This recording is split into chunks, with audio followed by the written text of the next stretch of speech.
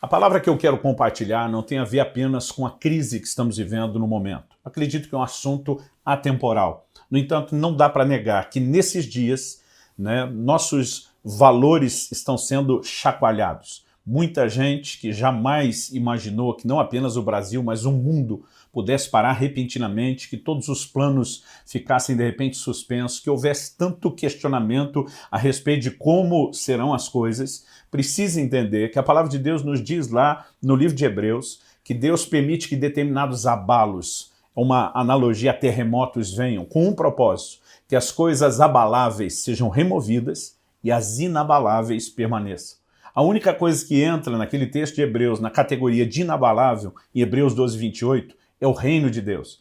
Quando o autor diz, tendo nós recebido um reino inabalável, retenhamos a graça, por meio da qual sirvamos a Deus de modo agradável e com santo temor. Eu acredito que nesses dias muitos estão repensando muita coisa na sua própria vida. Muita gente que estava agarrada na prosperidade, na estabilidade e que só trabalhando não tinha tempo para Deus, de repente foi forçado para alguns a um alto custo material e financeiro a reconsiderar a sua agenda e as suas prioridades. Mas momentos como esse são momentos onde Deus não apenas pode usar para que o evangelho seja propagado, mas pode proporcionar que nas nossas vidas, que já o conhecemos, possa haver alinhamento.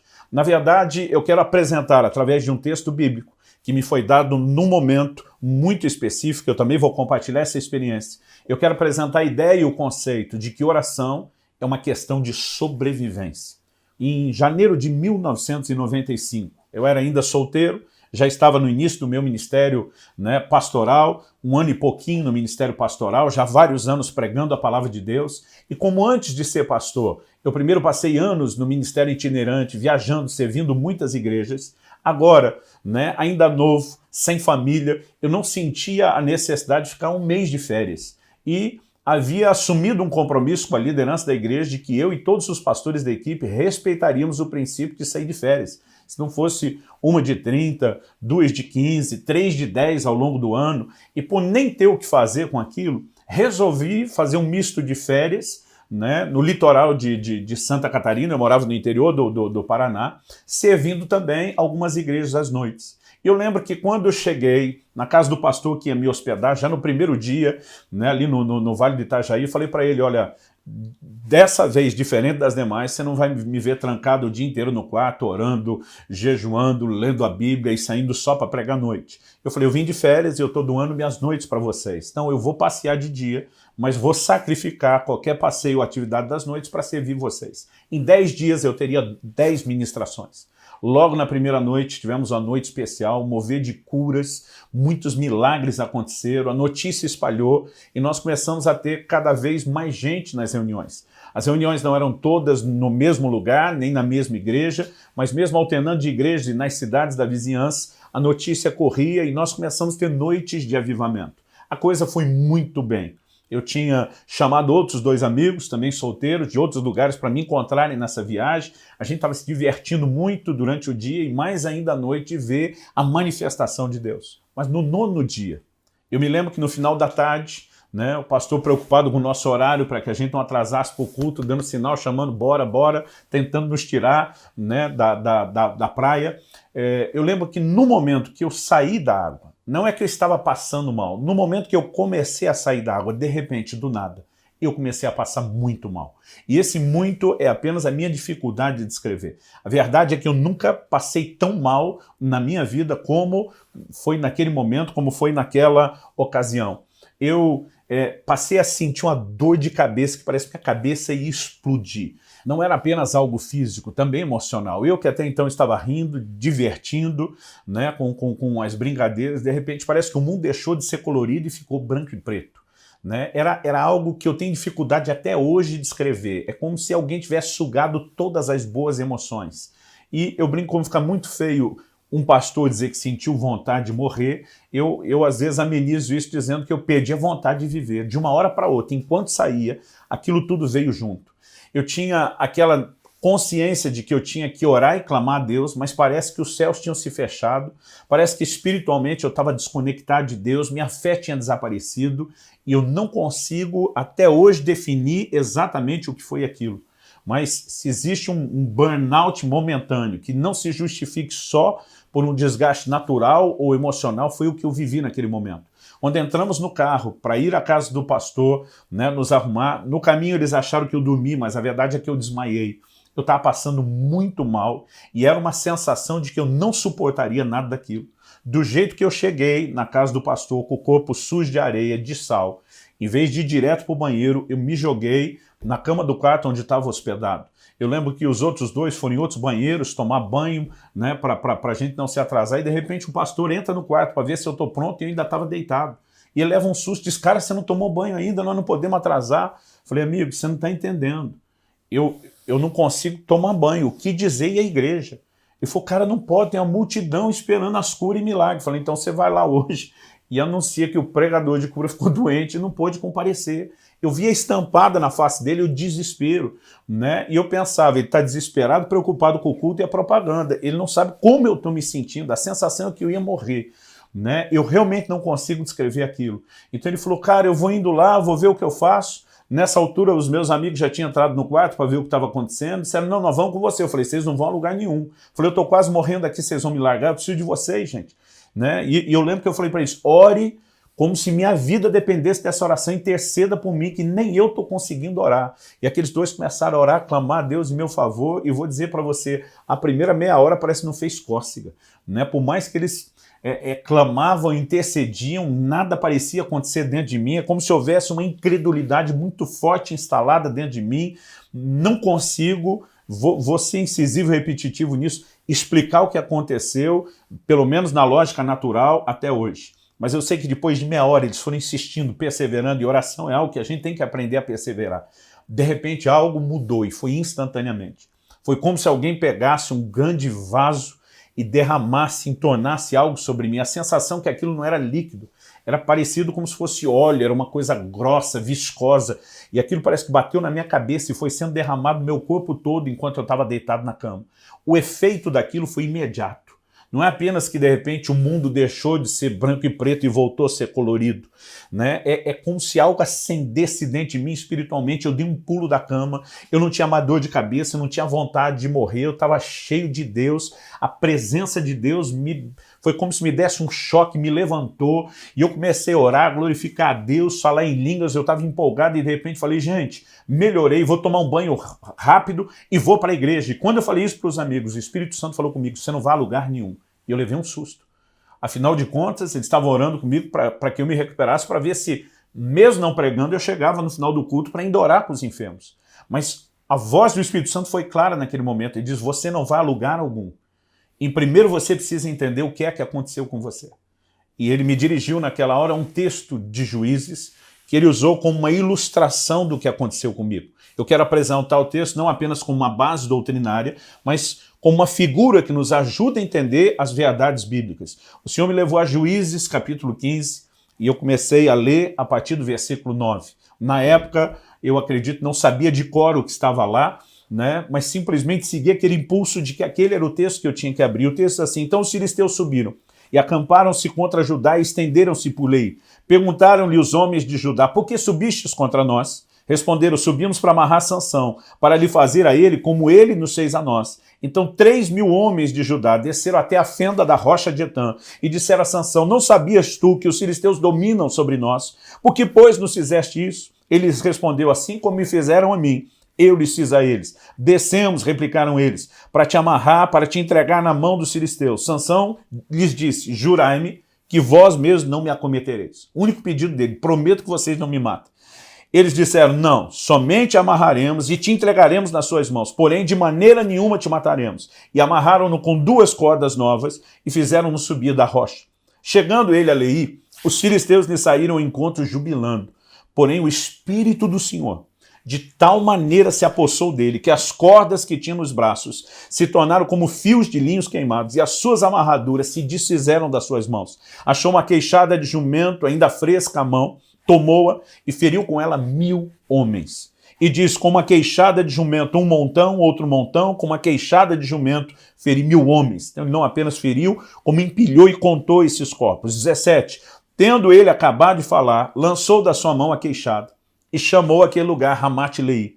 sentindo grande sede, e eu quero que você preste atenção nisso, grande sede. Sentindo grande sede, clamou o Senhor e disse, por intermédio do teu servo deste essa grande salvação. Morrerei eu agora de sede e cairei na mão desses incircuncisos. Então o Senhor fendeu a cavidade que estava em Leí e dela saiu água. E tendo Sansão bebido, recobrou o alento e reviveu. Também quero chamar atenção para essa sua frase. Recobrou o alento e reviveu. Daí a chamar-se aquele lugar, Enacoré, até o dia de hoje. Quando Deus me fez olhar para esse texto, ele me fez entender algo que nós precisamos destacar aqui como princípio. É possível eu e você vivemos grandes vitórias espirituais, como a que Sansão viveu, e logo depois sentir o que eu tomei a liberdade de classificar como uma ressaca ministerial. A gente usa o termo ressaca para falar não só de quem bebeu demais, quem abusou de exercício na academia, o dia seguinte está com ressaca muscular, o mar agitado, né? E a definição que eu digo é que nós podemos viver uma ressaca ministerial. Depois de grandes vitórias, nós podemos experimentar esse tipo de ressaca. Alguém que também nos ensina isso é Elias, que logo depois de ver descer fogo do céu, a nação de Israel cair de joelho, gritando só o Senhor é Deus, de matarem os profetas de Baal, depois daquele grande cenário de vitória, nós vemos Elias indo para o deserto, pedindo para si a morte, depois se refugiando numa caverna. E o que Deus começou a falar comigo é que esse cenário não é algo meramente natural. Quando, depois de grandes vitórias, enfrentamos essas grandes ressacas, nós precisamos entender um cenário espiritual por trás desse desenho. E ao que Deus me fez entender, isso é uma verdade bíblica, eu estou usando o caso de Sansão apenas como uma ilustração, é que existe dois tipos de unção. Que a unção de Deus vem sobre Sansão é inegável. A Bíblia diz que as cordas novas se tornaram como fios de linho queimado, ele arrebenta aquilo. A forma como ele vence os filisteus, os inimigos do povo de Israel que estavam tentando subjugá-lo, é impressionante, é sobrenatural. Mas, apesar de reconhecer a unção de Deus vindo sobre Sansão e o que ela fez, quando olhamos para a palavra de Deus, há pelo menos dois tipos de unção que são bem distintas. Uma delas é a que eu chamo e classifico da unção externa. É quando a Bíblia fala do Espírito Santo vindo sobre nós. Então Jesus diz, o Espírito do Senhor está sobre mim porque me ungiu. Em Atos 1:8, Jesus diz, vocês receberão poder ao descer do céu o Espírito Santo e vocês vão ser testemunhas, minhas testemunhas. Então ele diz, quando descer sobre vocês o Espírito Santo. Sempre que a Bíblia fala dessa unção sobre nós, Deus está nos capacitando pelo seu Espírito a fazer algo para Ele. Então a unção externa sobre é Deus nos levando a trabalhar, é Deus nos levando a produzir e realizar, é Deus nos levando a fazer alguma coisa. No entanto, o apóstolo João, ele diz lá em 1 de João 2,27, né, que a unção que nós recebemos do Santo permanece em nós. Esse em é do lado de dentro. Ele diz, e vocês não precisam que ninguém os ensine, mas como a unção dele recebida, que é verdadeira e não falsa, os ensina acerca de todas as coisas, permaneçam nele como ele os ensinou. Quando em 1 de João 2,20, né, ele também fala a respeito disso e repete no versículo 27, ele está falando de uma unção que é interna. A unção permanece em vós, do lado de dentro. Essa unção do lado de dentro tem uma outra característica.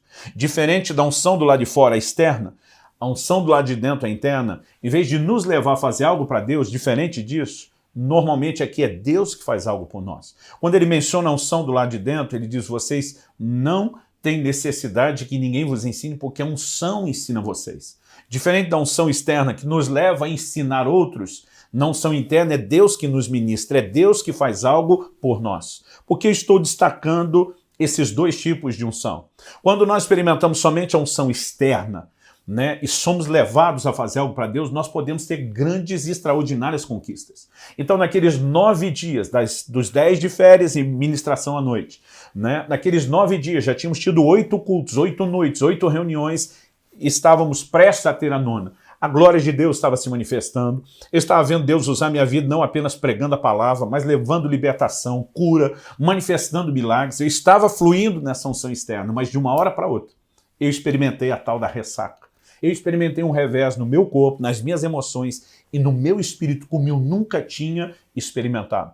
E naquela hora Deus não apenas me faz reconhecer essas duas coisas, mas ele me fez entender que a única forma de não vivermos essa ressaca da unção externa é quando nós estamos sendo ministrados e fortalecidos pela unção interna.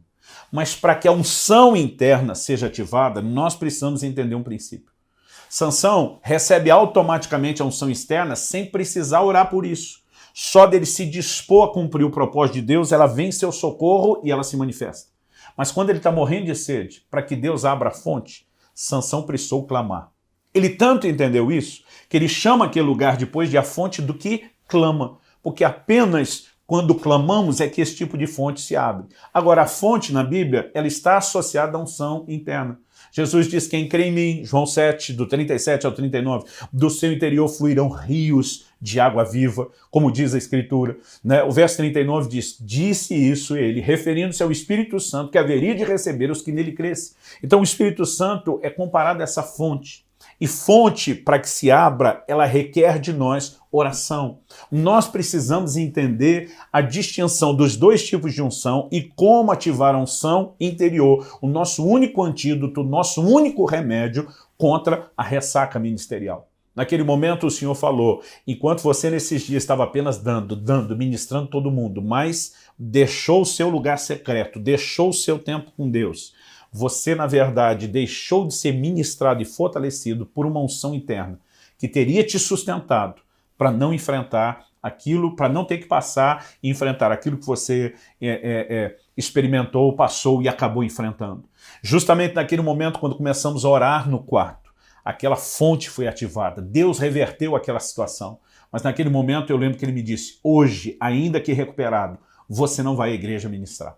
O Senhor disse, amanhã, você retoma as coisas do ponto da noite anterior. Você vai ver a minha graça. E foi realmente uma noite especial de desfecho. No entanto, naqueles dias eu aprendi uma lição. Né? Aprendi que se eu e você não ativarmos essa fonte do que clama, se eu e você não entendemos que oração é uma questão de sobrevivência e não só de realização, porque as 8 reuniões de avivamento naquelas noites já tinham acontecido sem muita oração. No entanto, a capacidade de eu suportar o que viria depois daquilo, só me seria dado através de uma vida de oração. Quando nós entendemos essa verdade, essa dinâmica, a gente precisa então repensar algumas coisas. Quando a gente olha para a vida de Jesus, a vida de oração de Jesus é algo impressionante. Eu quero ler textos, na sua grande maioria, no Evangelho de Lucas. Vou mencionar apenas um texto de Marcos, para que a gente entenda num Evangelho sinótico o que é que Lucas está falando com um detalhe a mais. Mas eu estou pegando só o Evangelho de Lucas. Eu quero que você entenda que a quantidade de menções sobre a vida de oração de Jesus que nós temos não é mais informação, é ênfase. Se Deus quisesse apenas que a gente soubesse que algo aconteceu, a gente podia ter só uma ou outra menção. Mas o que nós temos aqui é mais do que menção, é uma ênfase. Lucas capítulo 3, versos 21 e 22 diz assim, quando todo o povo estava sendo batizado, também Jesus o foi. E enquanto ele estava orando, o céu se abriu e o Espírito Santo desceu sobre ele em forma corpórea, como pomba. Normalmente nós associamos Jesus sendo cheio do Espírito Santo só ao batismo. Mas a Bíblia diz que ele já tinha sido batizado. Mas quando o Espírito de Deus veio sobre ele, ele estava orando. E Jesus não começou a orar aos 30 anos de idade. Essa vida que no seu ministério público, que começa aos 30 anos, essa vida de oração que ele manifesta, com certeza era um hábito já adquirido e uma prática já construída. Mas vamos continuar a partir desse ponto, que é quando temos a revelação bíblica. Lucas capítulo 4, dos versos 40 a 42, agora nos mostra já Jesus no seu ministério, depois do batismo. Diz assim, ao pôr do sol, o povo trouxe a Jesus todos os que tinham vários tipos de doenças, e ele os curou, impondo as mãos sobre cada um deles. Além disso, de muitas pessoas saíam demônios gritando, tu és o Filho de Deus. Ele, porém, os repreendia e não permitia que falasse, porque sabia que ele era o Cristo. Ao romper do dia, Jesus foi para um lugar solitário. Então pensa, o ministério de Jesus está bombando, as massas, as multidões estão vindo, mas quando acorda, Jesus quer ficar quieto, a sós. Foi para um lugar solitário. As multidões o procuravam, e quando chegaram até onde estavam, insistiam que não os deixasse. Então eu falei que ia mencionar um detalhe do Evangelho de Marcos. Marcos é quem nos dá o detalhe de por que Jesus procurou o lugar solitário nesse momento. Marcos 1,35 diz assim, de madrugada, quando ainda estava escuro, Jesus levantou-se, saiu de casa e foi para um lugar deserto onde ficou orando. Anos atrás, li um livro de Bill Hybels que é intitulado Ocupado Demais para Deixar de Orar. Ao longo do ministério, muitos amigos conheço, quando viram o ministério crescendo, começamos a nos esconder atrás desse tipo de desculpa. Não, agora eu estou correndo demais para orar. Ninguém está ocupado demais para deixar de orar. Isso é uma estupidez. E, na verdade, entender essas verdades pode salvar a vida de muitos de nós e de muitos ministérios. Vamos continuar. Lucas agora, capítulo 5, versos 15 e 16. Todavia, as notícias a respeito dele, de Jesus, se espalhavam ainda mais, de forma que multidões iam para ouvi-lo e para serem curadas de suas doenças. Mas Jesus retirava-se para lugares solitários e orava. De novo Lucas falando, multidão procurando e Jesus achando lugar para orar, porque ele não podia viver só dando sem receber. Lucas capítulo 6, verso 12 diz, num daqueles dias, Jesus saiu para um monte a fim de orar e passou a noite orando a Deus. Passou a noite. Pergunta, qual foi a última vez que você virou uma noite toda orando a Deus? São coisas que nós precisamos pensar, porque a Bíblia mostra Jesus fazendo isso. Lucas 9,18. Certa vez, Jesus estava orando em particular e com ele estavam os seus discípulos. Então lhes perguntou, quem as multidões dizem que sou? Isso é quando Jesus vai para Cesareia de Filipe, né? Eles estão orando. Essa conversa surge num cenário onde eles estão orando. Agora, Lucas 9, 28 e 29. Aproximadamente 8 dias depois de dizer essas coisas, Jesus tomou consigo Pedro, João e Tiago e subiu a um monte para orar. Enquanto orava, a aparência de seu rosto se transformou, suas roupas ficaram alvas e resplandecentes como o brilho de um relâmpago. Muitas vezes a gente fala da transfiguração de Jesus, mas não reconhece o que é que ele estava fazendo quando teve a experiência, orando. Lucas 11, 1, certo dia, Jesus estava orando em determinado lugar. Tendo terminado, um dos seus discípulos lhe disse, Senhor, ensina-nos a orar, como João ensinou os discípulos dele. Né? O clamor deles para aprender a orar é porque eles viam Jesus orando, viam o exemplo, viam que aquilo era importante, a ênfase que era dada. O maior ensino de Jesus sobre a oração não é apenas aquilo que ele falou a respeito, mas é o que ele fez. E depois, em Lucas 22, 40 e 41, nós temos o episódio de Jesus no jardim do Getsêmani, onde ele diz, a Bíblia diz, chegando ao lugar, ele lhes disse, orem para que vocês não caiam em tentação. Ele se afastou deles a uma pequena distância, ajoelhou-se e começou a orar. A pergunta a ser feita é, se Jesus, que era Jesus, o Filho de Deus, reconhecia a necessidade de oração, assim como ele não realizou um ministério sem a unção externa do Espírito Santo, a capacitação para as realizações, ele também não deixou de diariamente manter o seu relacionamento com Deus. Então a pergunta é, se Jesus, que era Jesus, não se atreveu a exercer um ministério sem oração, a pergunta de lógica e aplicação simples que eu e você temos que fazer é, e nós? Será que nós estamos num nível e num patamar diferente? Muitas vezes nós temos acreditado que estar diante do povo para ministrar a eles é a maior glória, a maior honra que um ministro pode receber de Deus. Quando eu olho para a declaração de Deus em Êxodo 44, falando dos filhos de Zadok, da linhagem de Zadok, ele fala de sacerdotes que se corromperam, seriam rebaixados à função de meros levitas, e o Senhor diz, eles não poderão estar diante de mim para ministrar. O Senhor diz, eles vão ministrar perante o povo, eles vão servir, né, perante o povo e vão servir a casa, mas na minha presença não. Depois, para aquela linhagem que permaneceu santificada, honrada, o Senhor dá uma palavra muito específica e diz, eles entrarão diante de mim, né? Eles estarão perante mim. De acordo com Deus, a maior honra de um ministro é poder ministrar diante dele, e não a casa ou o povo. Mas nós invertemos os papéis. Para a maioria de nós, o lugar de estar diante do povo, ministrando eles, tem nos impedido de estar diante de Deus. E a gente confundiu, acreditando que servir a casa e o povo é a maior glória. Eu quero te lembrar, não é.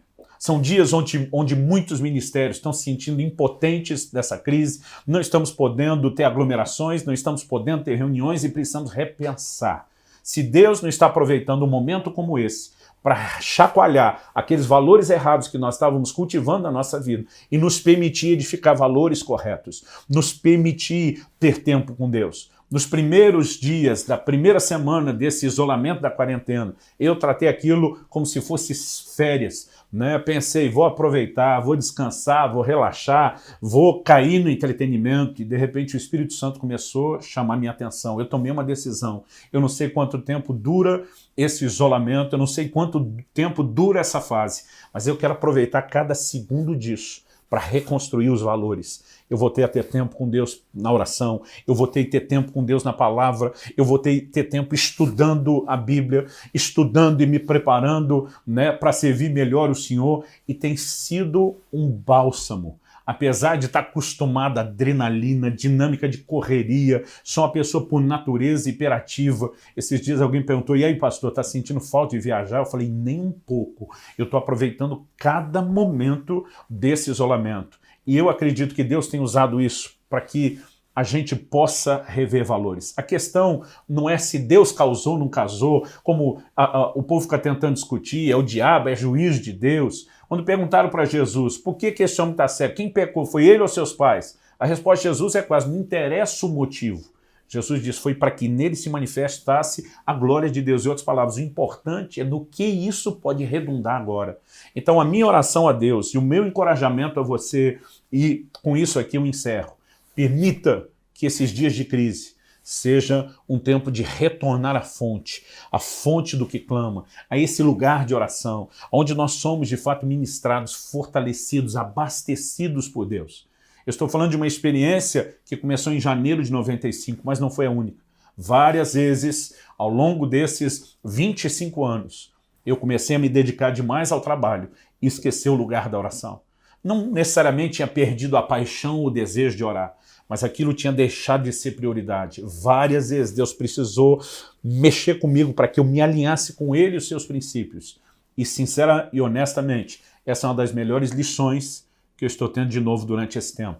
É isso que eu queria repartir com vocês. O mundo mudou. Talvez não volte a ser o mesmo depois dessa crise, mas eu e você não podemos mudar em relação aos princípios da palavra de Deus. A oração não pode jamais ser negociável. Então eu quero desafiar você, em nome do Senhor Jesus. Levante-se, posicione-se e faça da oração a sua prioridade. Não é uma exaltação à oração, ela é um meio de nos conectarmos com o que é mais importante, com uma só coisa, a razão pela qual existimos, buscar a Deus e cultivar a sua presença. Que Deus te abençoe, que o Senhor te fortaleça e que o seu coração seja despertado para um novo tempo, dentro e depois desse tempo de crise. Em nome de Jesus.